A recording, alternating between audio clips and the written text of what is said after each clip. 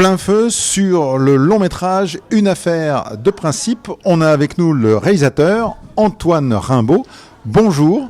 Bonjour. Quel a été le point de départ ? Je crois savoir que c'est l'aventure du député européen José Bové, et notamment son ouvrage, qui vous ont inspiré.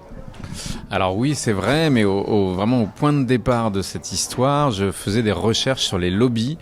Tous les lobbies, je m'intéressais à cette question: que reste-t-il de nos démocraties face au financement privé de plus en plus présent dans les institutions publiques ? Je faisais des recherches et je suis tombé sur cette affaire Dali.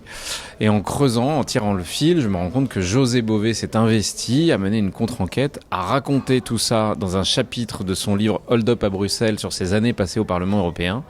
Et là, je me dis, mais c'est formidable, j'ai de quoi travailler un thriller au cœur des institutions européennes. J'ai jamais vu vraiment les institutions européennes représentées au cinéma.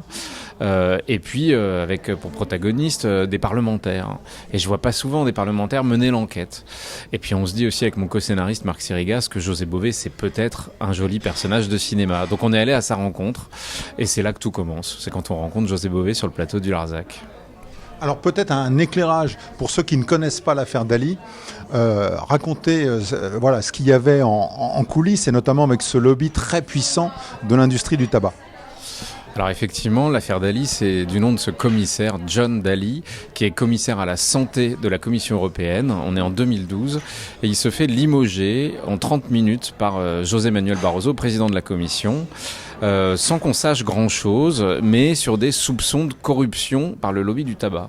Et José Bové, qui est un opposant politique à ce John Dalli, il ne supporte pas l'idée que il n'y ait aucun élément de preuve et la Commission doit rendre des comptes au Parlement. Le Parlement a un devoir de contrôle sur la Commission et il trouve ça pas normal que José Manuel Barroso, qui est à la tête de la Commission, ne respecte pas les règles élémentaires du droit. Et il va se lancer dans une enquête dans les coulisses des institutions et découvrir plein de choses hallucinantes. Et donc il faut aller voir le film évidemment pour voir ce que c'est. Voilà, on n'en dira pas plus parce que effectivement, vous l'avez dit, c'est un thriller. Et il y a cette dimension d'une enquête où on voit, et ça c'est très juste, pour la première fois, des parlementaires qui mènent l'enquête. Ce sont eux les enquêteurs. Oui, ce sont eux les enquêteurs, avec évidemment beaucoup moins de moyens que la police ou que les journalistes, c'est-à-dire qu'ils n'ont pas de revolver ou de mandat d'arrêt. Ils ont simplement des conférences de presse. Alors pour nous, le jeu, c'est comment rendre spectaculaire ça, comment transformer en cinéma, parce que moi je fais du cinéma de fiction, donc avec les outils du cinéma, comment on rend ça, comment on rend spectaculaire un gros plan sur un téléphone portable en train de recueillir une confession, et ainsi de suite. Voilà. Et on a tout fait pour que le film soit un vrai thriller. Et c'est une réussite parce qu'on suit effectivement José Bové et ses assistants parlementaires et comment justement, avec ses collègues aussi députés européens, le travail aussi des commissions. Donc il y a tout ce jeu de pression, il y a de jeu de stratégie aussi politique.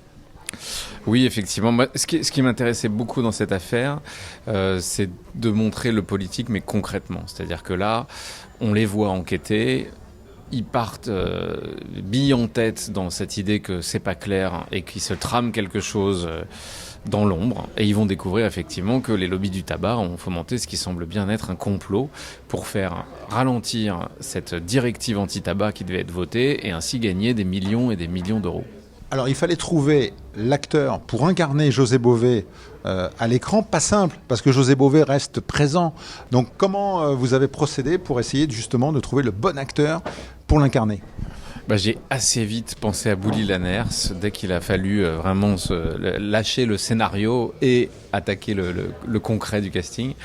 Mais c'est en emmenant Bouli passer un week-end chez José Bové sur le Larzac que tout s'est concrétisé. C'est quand j'ai vu la connexion qu'il y avait entre ces deux-là, et puis la confiance qui s'est construite très vite. Ils se ressemblent beaucoup, ils ont un peu les mêmes lieux de vie, les mêmes engagements. Bouli est très engagé contre le nucléaire en Belgique. Bref, ça a connecté très fort. Et en voyant ce désir commun, et pour Bouli d'interpréter José, ce qui n'est pas si simple d'interpréter quelqu'un qui est face à vous, et pour José de voir Bouli s'emparer de tout ça, et il lui a donné vraiment avec bienveillance une liberté et une confiance. Et donc quand j'ai vu ça, j'ai plus aucun doute sur le fait qu'on allait réussir à construire avec Bouli un José Bové de cinéma. Il faut également parler de ses collègues qui sont à ses côtés, qui incarnent, et notamment l'assistant, Thomas VDB. Et puis il y a cette jeune stagiaire qui est une actrice qu'on ne connaît pas encore bien, mais à mon avis qui a du talent et qui a un sacré potentiel.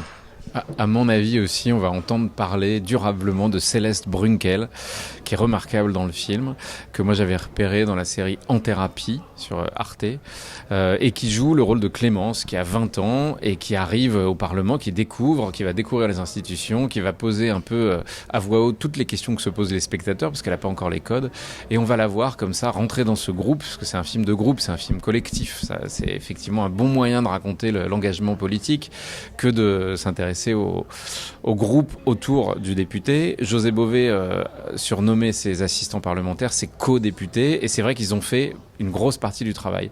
Et donc j'ai décidé de raconter cette histoire sur 3 générations qui se lient.